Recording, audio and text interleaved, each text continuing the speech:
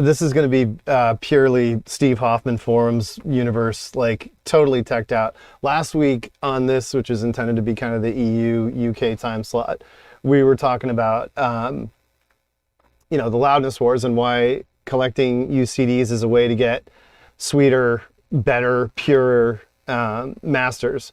Whether, I mean, so mastering is a whole different thing from mixing, etc. But I pulled a few, some not so infamous and should be examples of how you're getting a completely different presentation of a song or an album.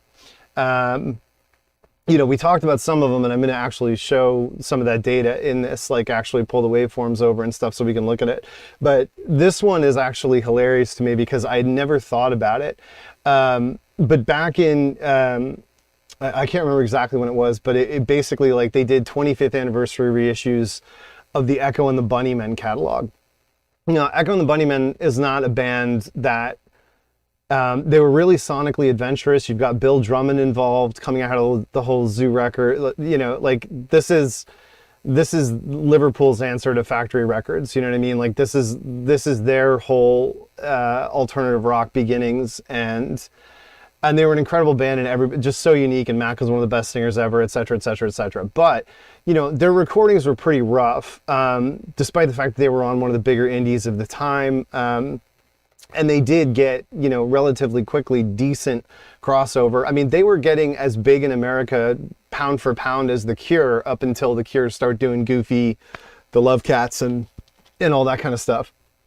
And so the funniest thing to me was when you go back and look, like, it's absolutely crazy how bricked their catalog has gotten. And I never really noticed it because, again, the recordings are pretty rough. You know, in one of the most infamous songs in their catalog in terms of a really landmark production, a song that freaked everybody out. Honestly, it was like shocking that the cutter had horns in it. You know, it seems ridiculous now, but to go face on coming out of punk and post-punk and embrace musical melodic horns, trumpets, you know, was nuts because you would only even think of touching a horn for skronk. You know, like basically playing it wrong. You're talking like New York No Wave, you know, James Chance, or, you know, there's like Stray Cat. I mean, it was an affectation. It was such an affectation. And in as much as the guitar solo was like, you know, forbidden, coming out of punk and into post-punk, while, you know, similarly horns were considered really extravagant and pretentious, and so they weren't used much.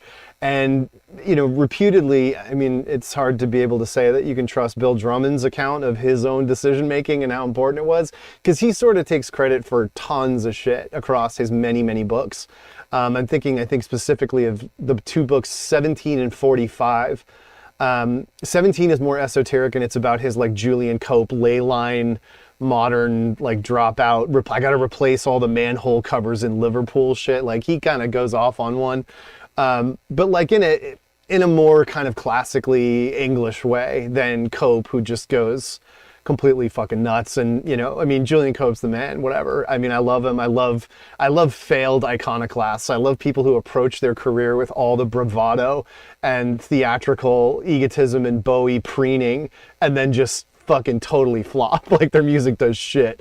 I mean, Teardrop Explodes had a couple of interesting hits. I mean, in England, an indie level hits, but this isn't a band that ever achieved the level of success, certainly not of their twin peers in Echo. And it was a source of enormous frustration because, of course, Julian Cope felt that he had, you know, Mac had stolen his look, or that Bill had given Mac the cliff notes on wearing, you know, the army jacket. And a lot of bitterness you can read in the book, Head On. If you can find it, there's a two-for book of Julian Cope's memoirs. One's called Head On, the other's called, I think, Reloaded, but it's basically you flip the book over and it's both books in one big tome. It's really excellent. There's so many fucking funny stories of, like, it's just like when you think about what the pre-internet age was like, you really feel it in that book in such a cool way. Like, they're literally living in a farmhouse doing this record and there's nothing going on. Like, whole months go by where they just smoke, draw, and sit around drunk and go cow tipping. And, like, that's okay, because like, we've done the PR we can do and the record's not taking off. So we're just, we gotta reload, right? We gotta rearm ourselves by finding other shit to do and finding inspiration. But anyway, U2 versus Echo was a serious debate. Absolutely, U2 was considered a blustery indie thing, and then there's tons of, the people that are likely to be watching right now know the famous story that, Bono and U2 went to visit Joy Division while they were recording Closer. Apocryphally, they tried to get in to see him.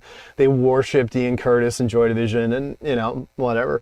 I don't really care about that. I like early U2, they're so unsophisticated. They're just like Christian school, Catholic school boys. Like this, the effrontery in the front and the kind of like, Liverpudlian shit that goes on with Echo and Mac and the Manx over, and it's just like U2 were such soft little, silly. I mean, if you watch the early, like their first appearance on, I think it's not even on Top of the Pops. I think it's an Irish, like an IE or Art, whatever, variety show. And like Bono's wearing a full on like rayon fucking jumpsuit in 1980 or 81 or whatever it was.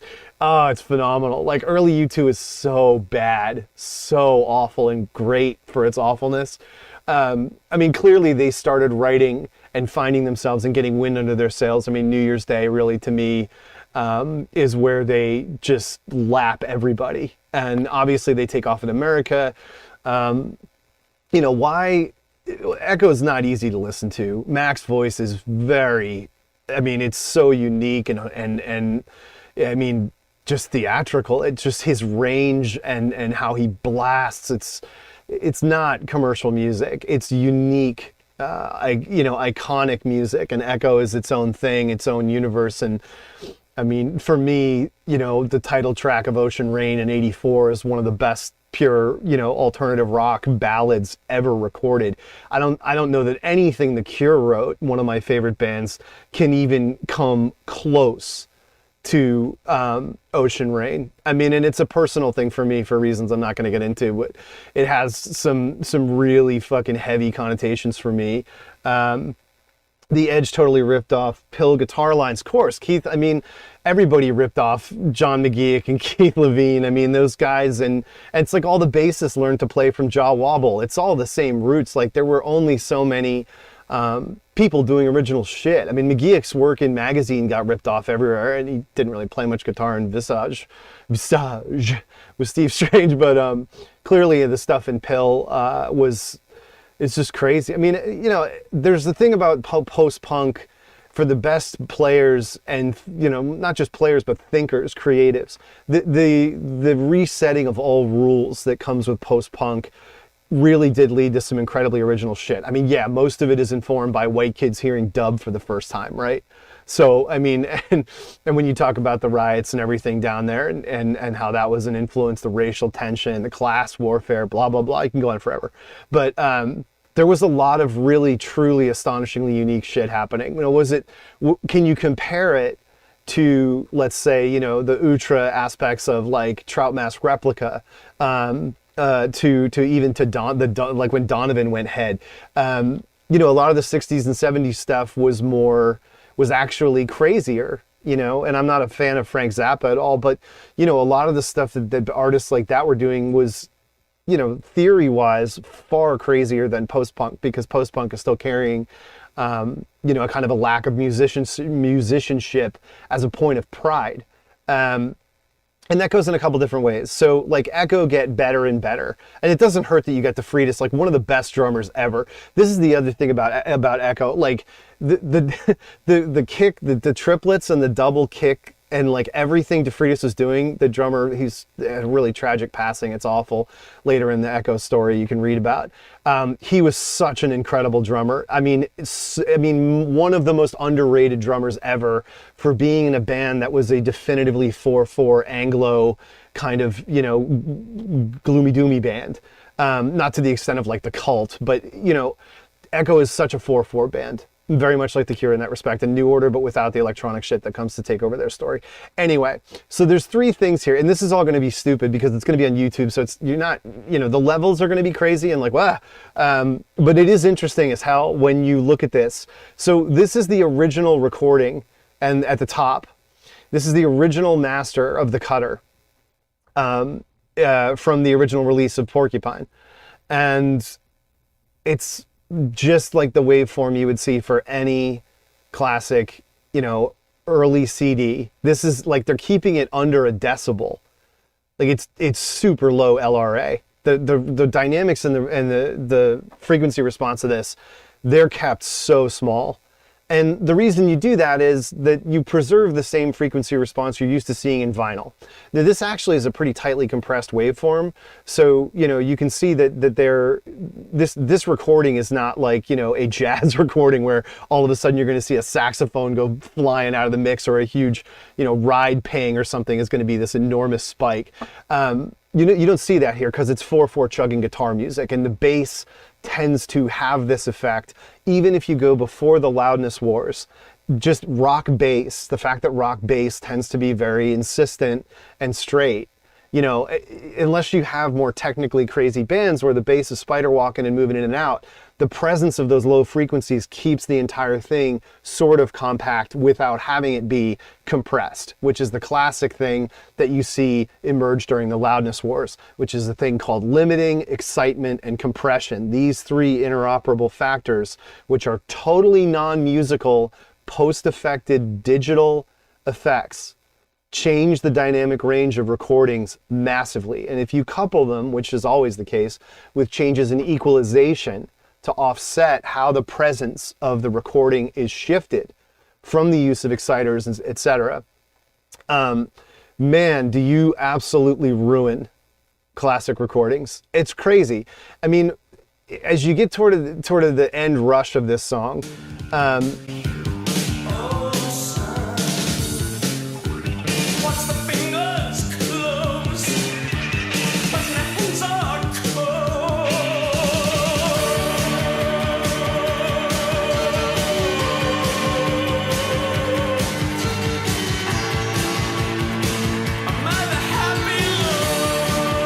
so you see how much room his voice has?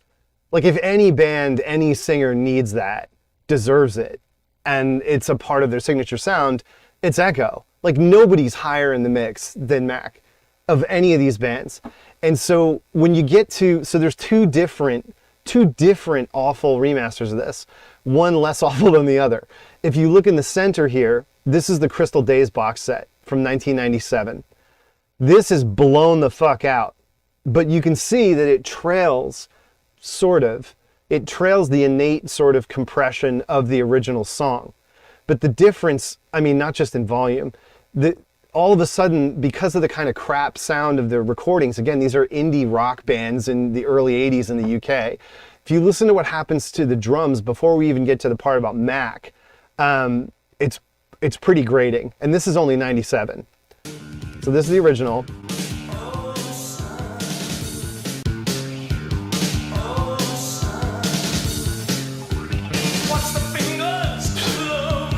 Ridiculous. That snare, like what?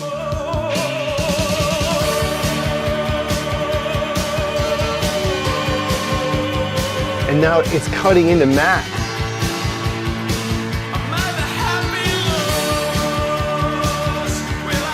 And that shimmy, the 16th shimmy, like it's completely destroying all the dynamics. And unbelievably, it gets worse.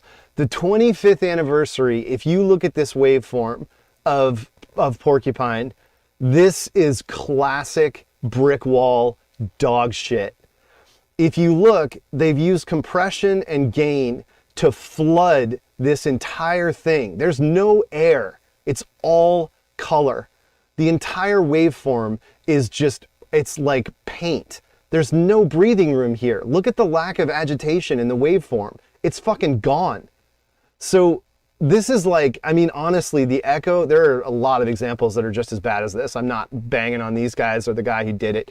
But when you see what happens when you take it, like the 97 one is a classic example of how you know, mastering for loudness and improved peaks causes unintended asymmetries in the original mix, and it sucks.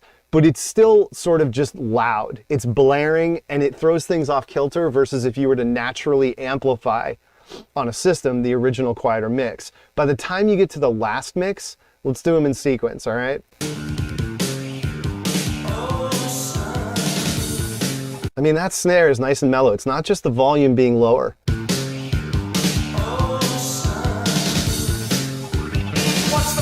And now it's getting, you know, it gets so much brighter and blown out in 97. Then you get to the 25th anniversary where you've got full on massive compression on this thing.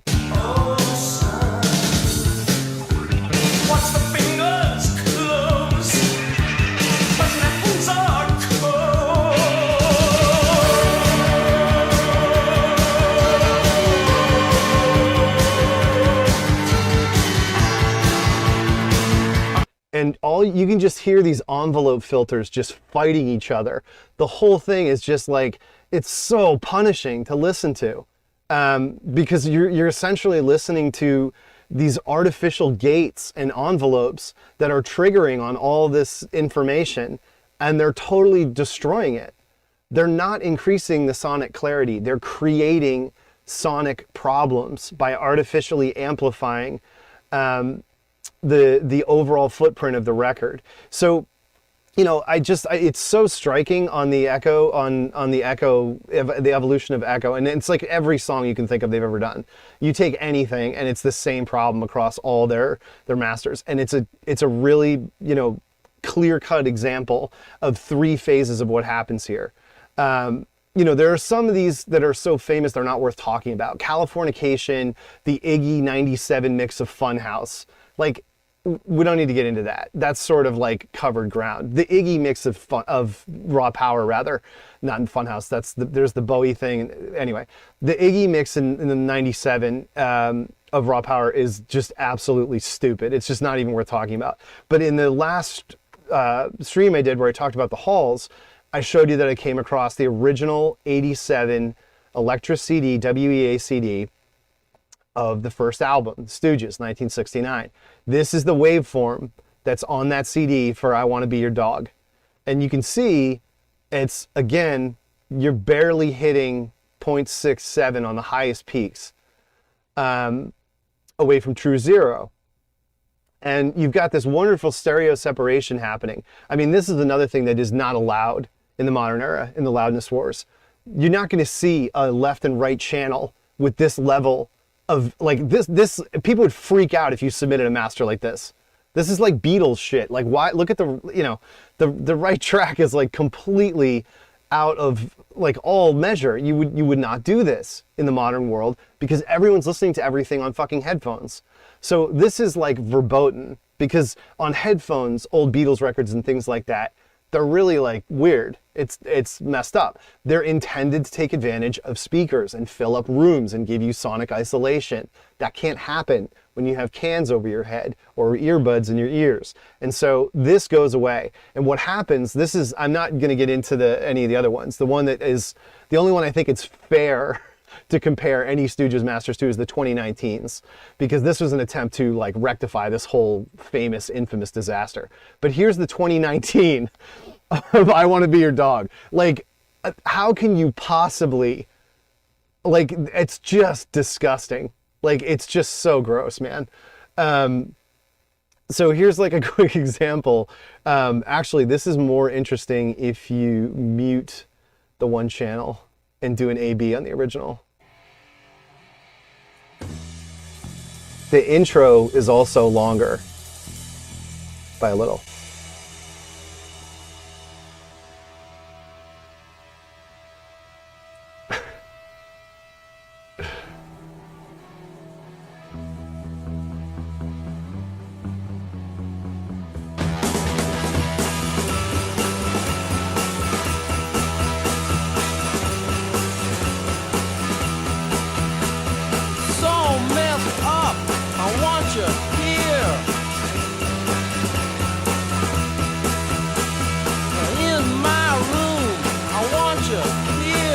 So there's an argument maybe that can be made about the piano. And that's sort of an infamous bone of contention, across this entire conversation.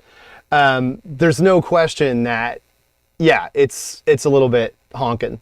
Like, the piano's definitely blown out, and that's just, causal. But when you get over to the other one, to the 2019, oh my God.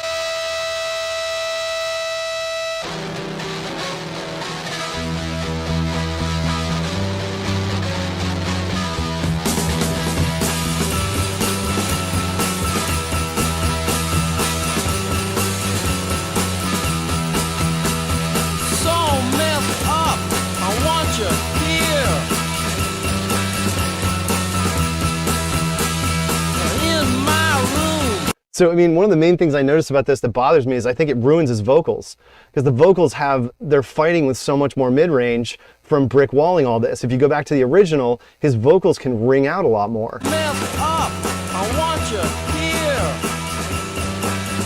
mean, it's quieter, obviously.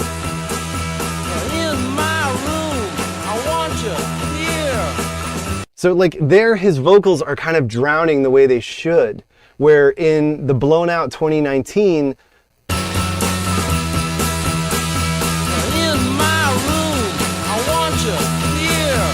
they're cutting through more than they should. It's almost artificial, so you're just losing the entire kind of sound of the band.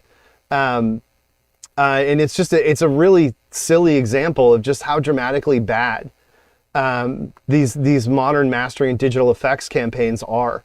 And again, like I say, some of these examples are so infamous they're stupid. Not a lot of people talk about the OG Stooges because Raw Power is like the original, hold up, this is bullshit. Like, that started the whole thing, honestly, in so many respects. But yeah, this one is really dumb, really, really silly. And, one of the things I wanted to kind of pull up about it, like I said, with the echo thing, it's not just the super obvious stuff like Stooges. There's another example that was, honestly, I was kind of blown away by, because I sort of forgot about it. I grew up with REM, so I didn't need to buy REM albums, but they started doing reissues in the 2000s, after they've broken up, and I hadn't looked at them. I went and looked at them and I was like, wow, this is fucked up. I mean, how can you do this to REM? Like, what a strange, and look, like, Mitch Easter, actually no, Mitch Easter didn't do this one. What's his name? It's the guy who did John Cougar Mellencamp's stuff, Gaiman. I think his name's Don Gaiman. But anyway, I mean, look at this. It's ridiculous.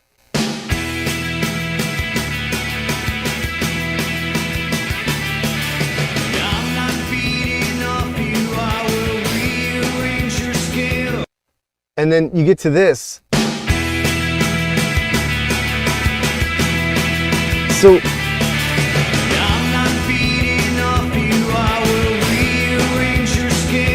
So this is one of the things this has a different net effect to me. And the effect of this is, this no longer sounds like a band from the 80s. Now you're like now all of a sudden this just sounds like more like a modern band because you've brick walled it. And look, again, Straight 4/4 Rock has not got a wide signal band to begin with, but certainly there are pretty dramatic little, spikes and valleys on the original these days. The remaster is just nuts. I mean, this is not like, if it was Ministry, I could see it, right? But now you're taking all that headroom, you're blowing it out, and now it doesn't feel like REM anymore. Maybe that's to me. Maybe that's like Gen X old, ears and shit, but excuse me, the voice is drying out already. I'm not fucking on heroin. It's just, when you think of things that like you wouldn't expect this to happen, I would not expect REM to be this dramatic a victim of the loudness wars. And like, so look at Fall on Me. I mean, come on. This is such an important, like, this song needs a lot of dynamics. And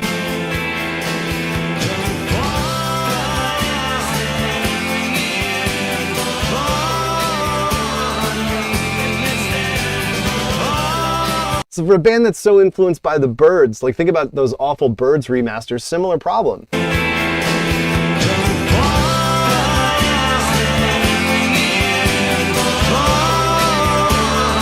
Can you hear that? Like to me, it sounds like I have like seashells over my ears. How badly this boxes in the guitar frequencies. It's like the mid-range gets completely blown out and you lose all the subtlety of the original mix and the interplay melodically between the vocals and the guitars, and it just becomes this punishing wall of Pete Buck.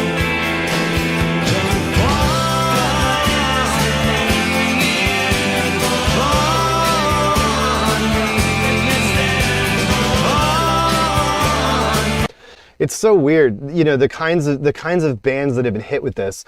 There's another example that's kind of strange, which is not as much of a loudness war quote issue, which is the Cocteau Twins.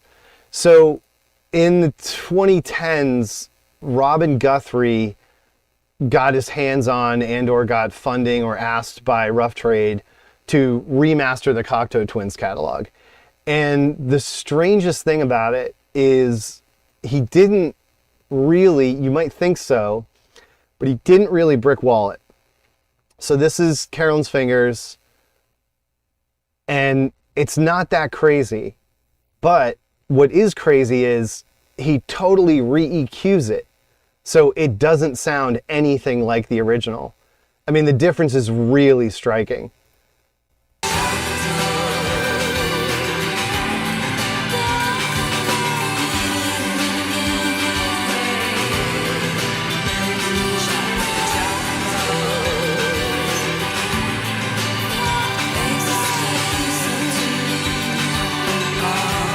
So you're getting a lot of distance, which is critical with effects, guitar effects, heavy music. You really, really need space, and it needs to die in the mix. This is the secret of My Bloody Valentine. It's all got to be, you know, muffled cotton. If you start cranking that or you add too many effects, right? Like that's the thing Robin Guthrie is such a genius with. He's not putting like really obvious, he's putting tons of effects on the guitar so that they become its own frequency sort of bed. And what you see when you get to these, you know, quote remasters,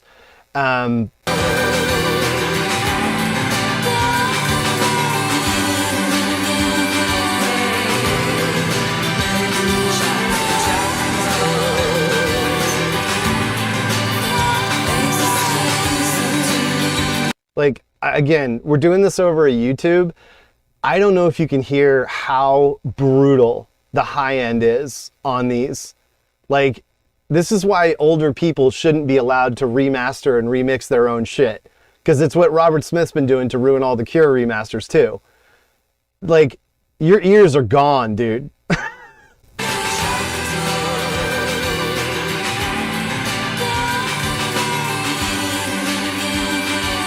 Everything's balanced. The hi-hats are balanced. The cymbals are balanced. There's enough space for the guitar. There's enough room for Liz. And then you get to this.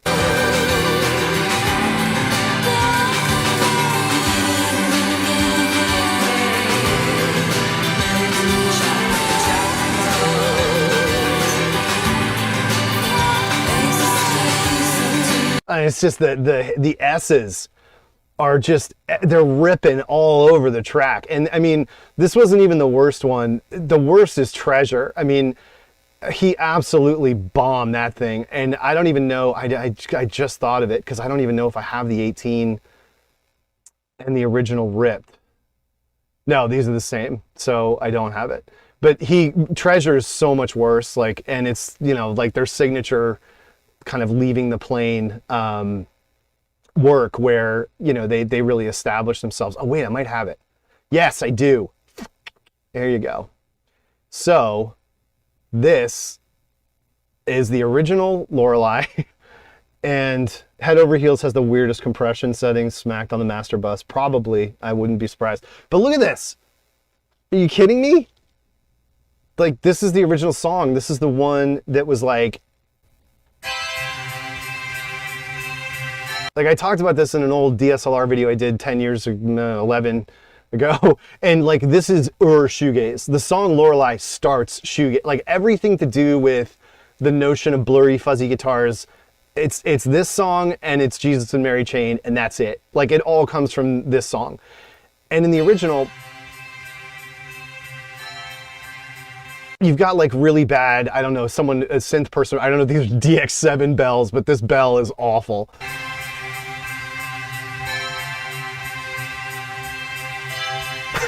So bad.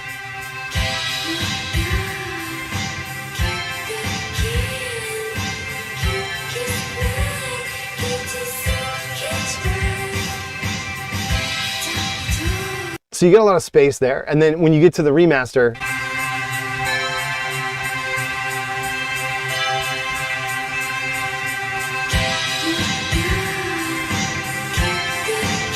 listen to that snare. It's so fucking bad.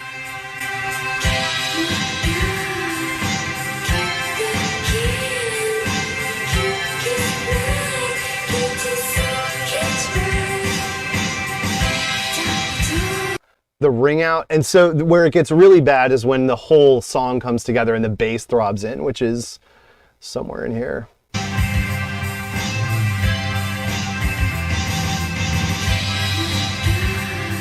Hold on.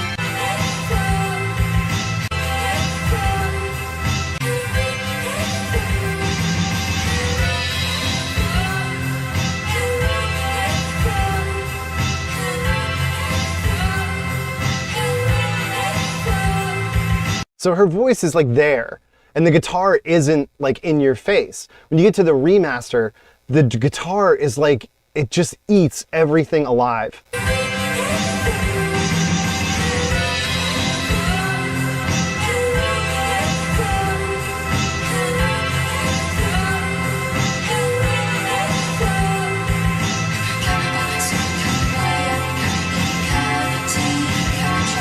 I mean, the Cocteaus is like, it's not just the loudness piece, it's everything EQ-wise that he did, and it's just brutal. But anyway, here's another really good one that's, you know, super, super legendary. Not going to surprise anybody. Smells Like Teen Spirit. This thing goes through an actual correction for how effing bad it got. So the original CD, look at this, plenty of dynamics. It's still really hot. The original CD, which is, who's the guy who did this? Was this Howie? Somebody, I can't remember. But I mean, look at this. You're not even close to maxing out. It's fine. And then you get the 2011 20th anniversary. This is one of the most infamously bad brick wall jobs ever. It's so bad that if you look closely, you can see that they tried to dial it back 10 years later for 2021. So like right here, if you look around the 120 mark, this is a key example. Like, it's literally bricking all the way through the first chorus, the first proper chorus, not the intro. This whole thing bricks, and the whole finale bricks. But it was so bad in this particular passage right here. This is the original.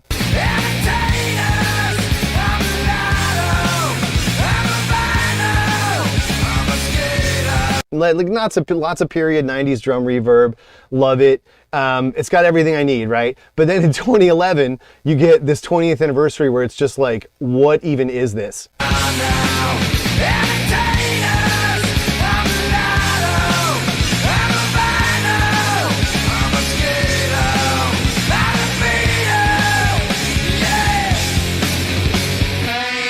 The kick is just ridiculous. Like, it sucks so bad how they just completely blew this thing the hell out. And, you know, like I say, they tried to redress it in 21 because it was just such an embarrassment, but it's still really, really hot.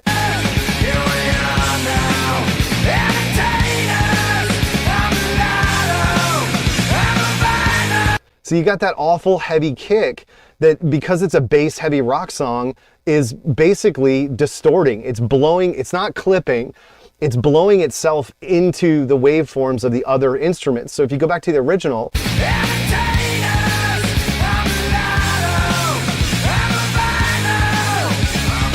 even if you crank that as loud as you want, the same separation will be there for growl, get growled. And Novoselic and his voice, more importantly. When you get to these future ones, and this is a really common problem, even in classic rock, listen to what happens to Cobain's voice.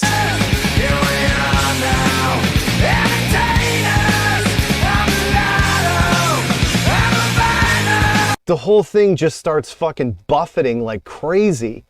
And this is the principle, this is the sonic principle that I would assign to it, is buffeting. You're creating no space for anything to be amplified. I can't turn this up and make it sound any different. I can only make it sound worse. If I take the original, I have the ability to do lots of things with it and find my comfort level and also the level of excitement. Like, I can make this a more exciting listening experience if I crank it. If I crank this modern shit, it's just gonna sound like barf.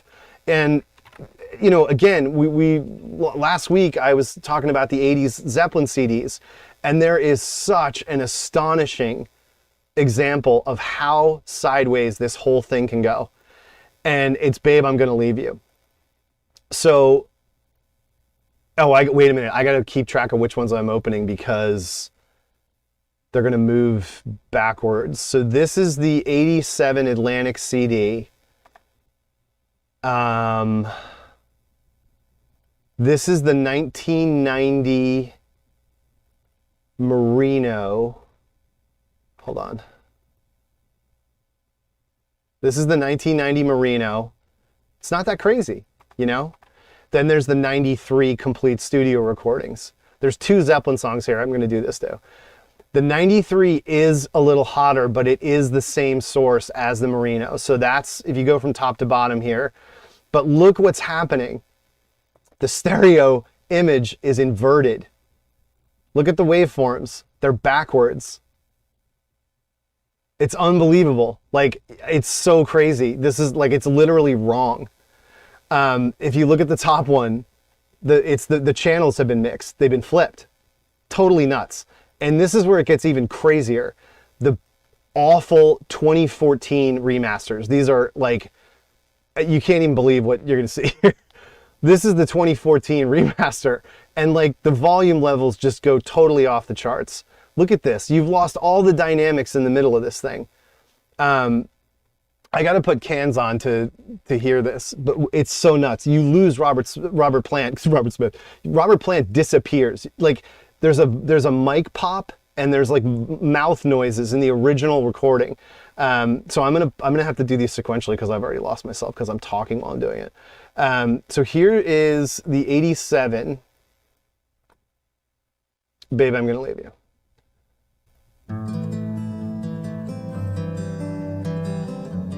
It's way over on the right. And if you listen to his vocals when they come in, there's a mic pop. It's pretty heavy. Baby, baby, I'm gonna leave you.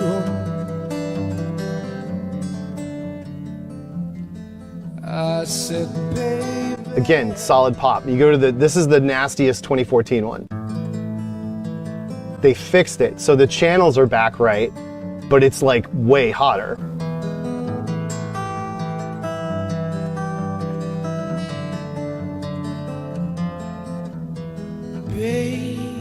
So they've tuned down that pop. Baby, baby, I'm gonna. But if you look, this is the 93 that I grew up on. The channels are backwards. What the fuck? This is a direct rip. They're inverted. I never even fucking knew that. Like, how crazy is this? I grew up with this song backwards mostly. I didn't because I had the tapes from Columbia House. There's that pop. Baby, baby. But it's backwards.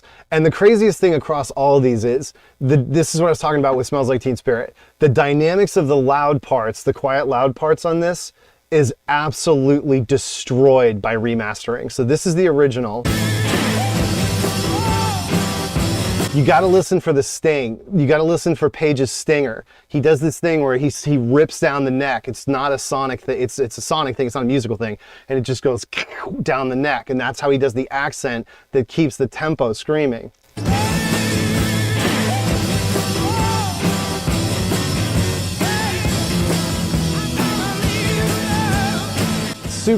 super obvious, super loud. When you get to the remasters, that gets completely lost because the low end starts beating the shit out of itself.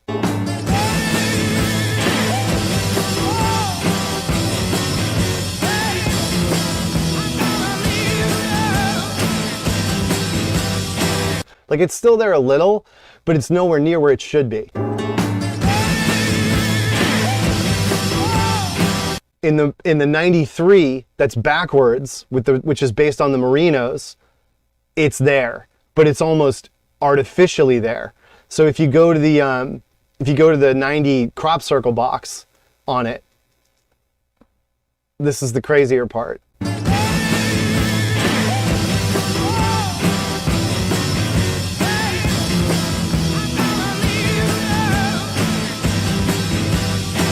So a lot of people like the first two records as done by Merino for the crop circle because the 93 is hotter and it makes the problems a little bit worse. But if you go back to the original 87 by whatever it is, Diamet,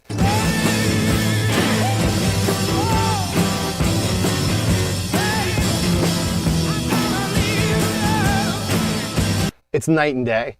And it's just like, these are examples of like, this is not a silly like Steve Hoffman Forums joke. There's super destructive stuff. And one, like, even more dramatic than Babe, I'm Gonna Leave You is Misty Mountain Hop. This is the 2014, okay? This is the original Atlantic CD from 87, Misty Mountain Hop. Are you kidding me, right? Like, this is absurd. And it's a problem because Bonham's ghost notes get totally ripped out of this thing. And they're so crucial. My favorite drum fill of all time is in this song. I think it's right about in the 117 mark when they come out of the first chorus. Hold on, let me pull it up. Just then a policeman stepped up to me as the said these hey would be kept. It's like, oh, get in line, get in line. Well, you know, they asked us to stay for tea and have some fun. Oh, oh, oh. He said that his friends will all drop by. Ooh. Ridiculous. And then you listen to the remaster and it's like, what am I even hearing? Like, it's so bad. Let me just spot check that was the fill. I don't remember if it was the verse before that. He said that his friends will all drop by. Ooh. Yeah.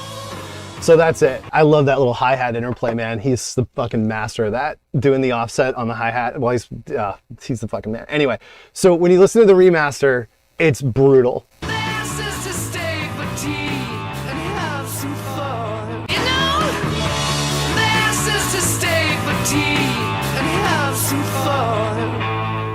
Oh, oh, oh. He said that his friends will all drop by. Ooh. The snare, again, this is the thing, like, the snare is way too mid-range. It's not that the attack is wrong, you know, the levels are probably just about there. It's when you blow out the entire frequency response up this high, you totally create so much crossbleed. Like, on the rock songs, it's so much worse. And, you know, for Zeppelin, it's just really dramatic. Like, this is the Atlantic when the levee breaks. I mean, there you go, right? And then you go to the deluxe and it's just like, you know, you're easily like a half a dB hotter on it. And I think the thing I think about with that is the subtlety of the ring out that Page does. Probably my favorite single moment of guitar tone ever. I think it's this part right here.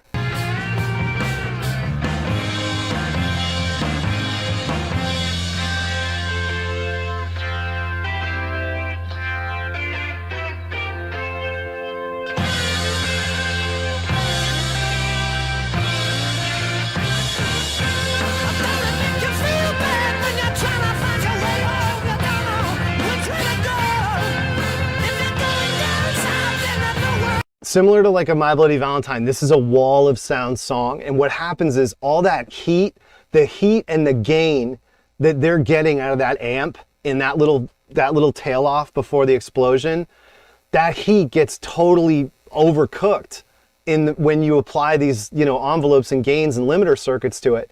And it doesn't have any space. There's nowhere for it to go. And it just absolutely ruins it. To say nothing of the fact that when Bonham starts doing the every fourth, like dun, dun, dun, dun, like he's hitting the kick, that gets distorted and blown out. Again, the bass problem. So by not keeping the headroom low enough, the whole thing just becomes just mud. So, you know, it's a dual problem. It's the subtleties that get ruined, and then it's the dynamics of the hardest parts, the loudest parts, the most exciting parts of the song get ruined. So do an A-B real quick.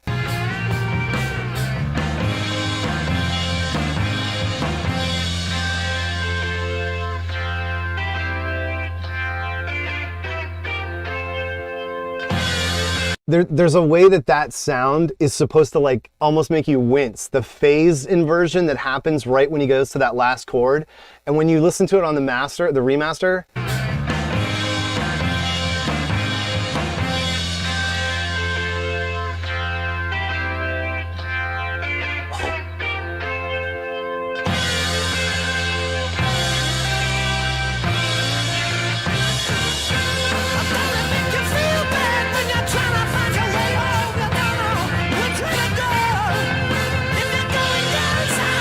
like the cymbal is just totally beating the shit out of the entire signal.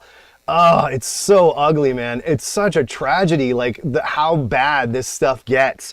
And, you know, it's watching this as I brick wall the fuck out of the song I'm working on. Yeah, Will, what's up? Kraus coming through. It's Rides Nowhere got so many bad remasters. Oh man, yeah, where is it? Do I have to get up? Because I'll pull the mic out. Yeah, unfortunately I can't. It's I've shown it on other streams, the awful Rhino or Ryko 40th anniversary Ride Nowhere. Holy crap, that's brutal. I mean, forget the Robert Smith remix of Vapor Trail with the fucking DOD delay on it.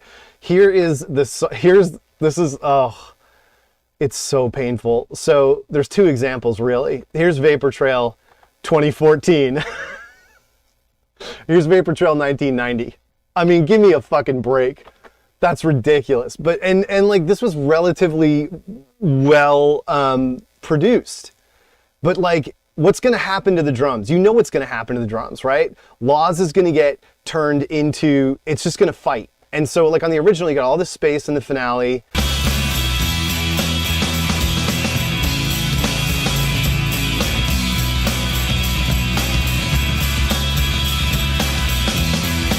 Right there, that last part, the bass is mixed, Andy Bell is mixed really fucking loud here, and it almost takes over the whole track. Listen to this monotone bass swell just blow out the whole track.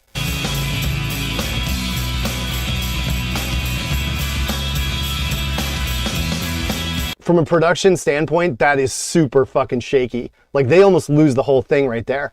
But listen to how messed up it is on the remaster.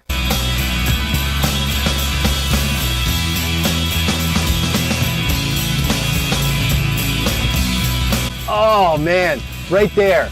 Like, did you hear the distortion? How badly that just shits the bed? Oh, it's ridiculous, man. It's just like, and this is so post Loudness Wars. They tried, if you look, like they're clearly trying to preserve the frequency response and headrooms. They don't want brick wall. They principally don't want brick wall. But there's like a misunderstanding here, which is the sense that as long as we don't brick wall it, as long as this doesn't hit one and flatline and become a, you know, just, well, I'll just pull it up. As long as we don't do this, which is Linkin Park's Numb, like that's off the fucking Meteora CD. Can you believe that? As long as we don't do that, we're fine. Wrong. Because when you even excite it, it's not just the pure volume level. When you excite it, you destroy all the innate frequency response and headroom. You artificially pull the song, you stretch it. And it's a big problem. I just heard a song get suffocated in real time. Yeah, no, absolutely, man. It's brutal. And I mean, you know, the Loudness Wars is a thing for sure, when you look at nu metal. I mean, it was silly. And it went on forever. And it was like an arms race. I mean, here's Minerva. Really? Like, seriously, this is how you mixed your record.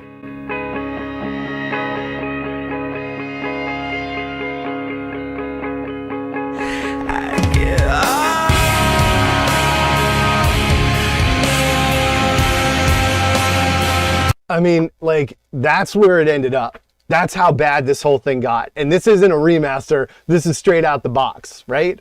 All of them did it. Ross, you know, maybe it is Ross Robinson. I was talking about him in the recent Cure podcast I put up for Shallow Rewards. Here's Adidas. You know, even Adidas isn't that bad. I mean, it's older. Freak on a Leash. Oh, wait, that's the remix. Freak on a Leash. It's not that bad. Falling Away From Me probably is. Yeah, you knew it. Falling Away From Me is totally bricked. Ridiculous. I mean, you had to expect it.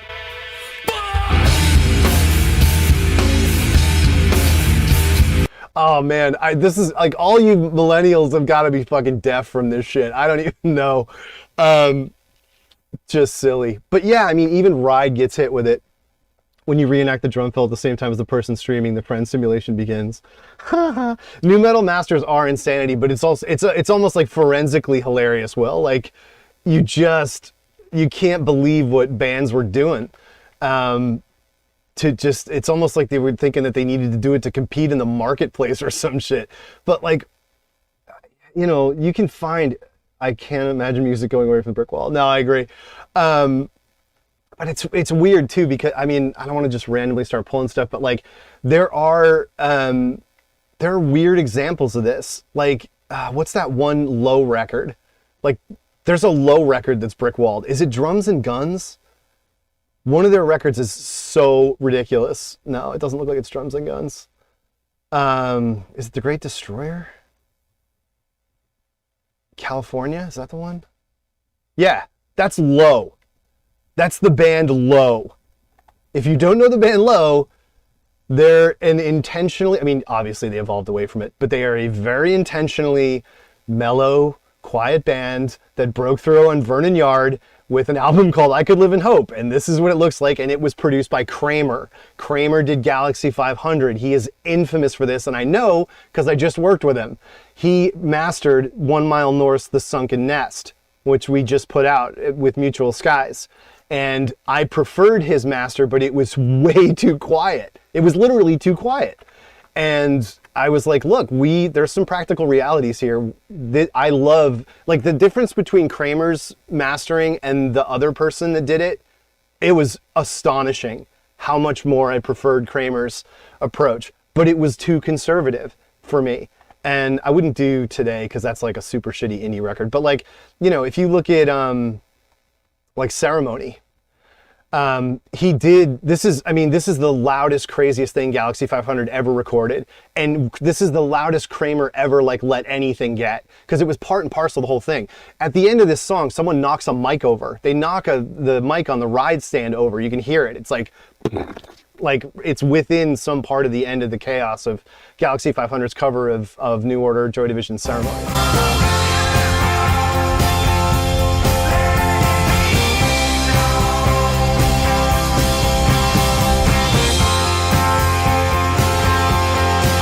But that was a completely intentional choice. I mean, like, if you look at Another Day, no, so yeah, wow, On Fire's pretty hot. I don't think that's the remaster either. This Is Our Music is a good example. I think that was super no, that's loud. Wow. Well, I guess he didn't do it that crazy. But anyway, with Low, like, you know, the idea that Low has a song that looks like this in their Sub Pop era, pretty nuts. Yeah, so it's just, you know, it is a real thing. It's a thing that happened to tons of different records, and I guess I'll end on the one that made me the angriest, which everybody, like, you know, I talked to offline, whatever. This is an actual straight forensic rip of the MFSL for Revolver by Dr. Ebbets. It's a 24-bit FLAC. This, like, I had to buy hard drives, because back then a hard drive was like a gig.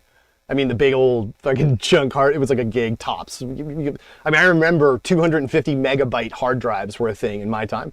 But the Ebbets rips are like the absolute untouchable authority on Beatles stuff to me. And this is the MFSL of that. Now, this is Taxman, which, you know, this appears all over the discography in a lot of different presentations and from a lot of different reference tracks. But what just happened, as like everyone knows, is they came out with this huge Revolver remix project. And this one's not really a good argument for Loudness Wars because it's a full remix and it's just ungodly bad. I mean, it's unforgivable how bad it is. And like this is the original Capitol CD, and it trails the Ebbets really well. It's pretty crazy how close those are. So this is the Capitol, oh no, this is the Parlophone CD, and this is the Ebbets, and they're right on the money. And I mean, that's vinyl and that's CD. They're really close. You can see, obviously, there's going to be slightly more dynamic response from the vinyl. But like, you look at what they did for 20, like, are you fucking having me off? What are you doing, dude? This is Taxman as presented in 2022.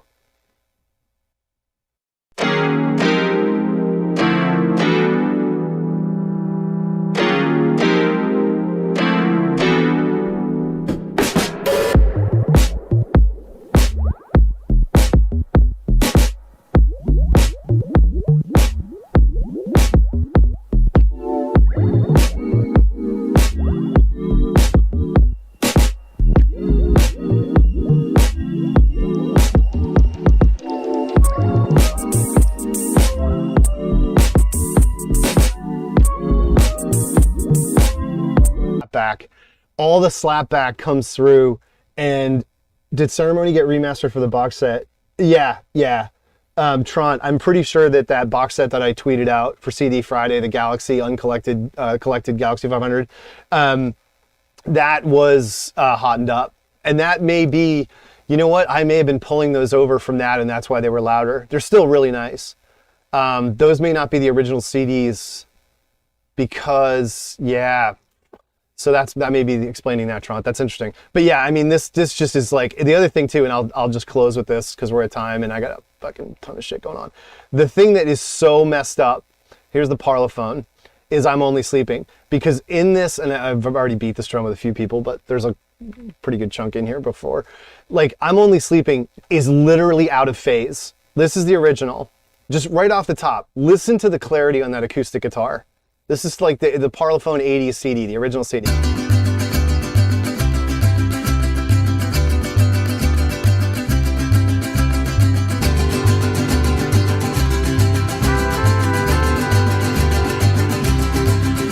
This is the remix that they came out with. And I mean, again, this is not a remaster Loudness Wars thing, but if you're talking about the way that people are approaching the production of music in 2022, this has to stop. I mean, it's honest to God. If you click this back and forth, it should hurt your ears. It's out of phase. Here's the original.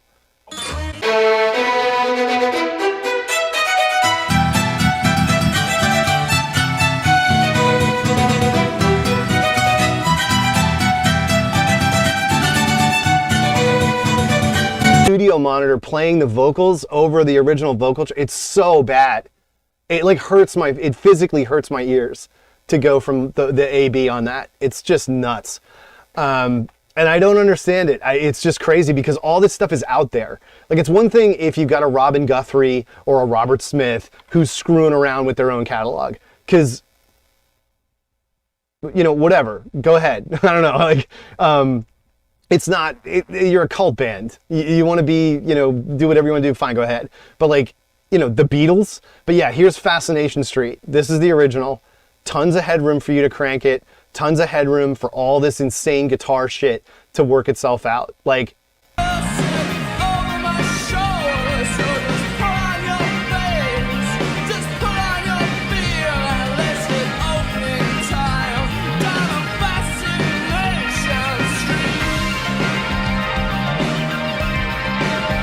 now, I actually don't mind this. This and Kiss Me were actually done pretty well okay.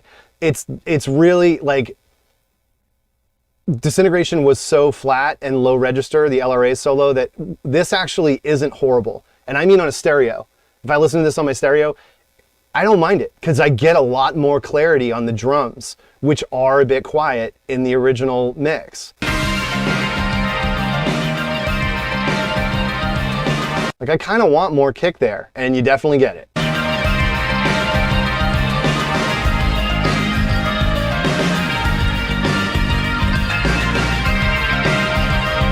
But that's the problem. When you hear that chorus, when you hear that huge flange ring out there,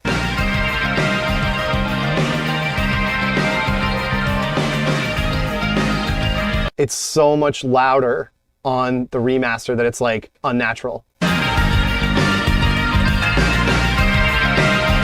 What the fuck? Like, those are the things that ruin the song. Like, I love that I've got more punch on the kick drum. I love that I've got more attack on the snare. There are things about this remaster that I like, but it's totally ahistorical and completely ruins the natural dynamics of the original recording, which, as I've said before and everyone notices, on the actual album sleeve, it says this record was mixed to be played loud, so turn it up. It says it right at the top of the credits on Disintegration, and that's why. Because until you do, it does sound a little bit quiet and distant and restrained. It needs amplification to come to life. You can't do it artificially or you ruin the whole thing. So that's my big treaty stream on the loudness war. We'll see if we get into any more of this. I don't know. I'm gonna have to see how it sounds. I have no idea how bad the levels and shit were. If this was a disaster. But anyway, thanks for coming out, everybody who showed up. Appreciate the good numbers on a Sunday afternoon. And yeah, we'll be back at it Thursday, 7 o'clock. That's trying to keep to these times. It was a little rough during the holidays, but we will see you Thursday at 7 p.m. EST. The mic could be lower and the tracks higher. Yeah, I mean, it's tough to get that all right because the levels on the audio are all wrong anyway. So sorry about that, but you know, hopefully you enjoyed it. And I am gonna, I always, you can't, the stream can't just go live. I have to download it and put it up on YouTube. So in the course of doing that, I will normalize the volumes somewhat. So hopefully it'll be a little bit better and more enjoyable once I've, you know, post-processed it. But thanks for coming out. I don't know if this showed up, but the OG had to bring it out. Everybody, make sure you continue to rep these, even though bleach is now totally uncool and black bleach is now washed and stopped being cool. But we did this. When did we do this? 2018? Did we do this? These shirts?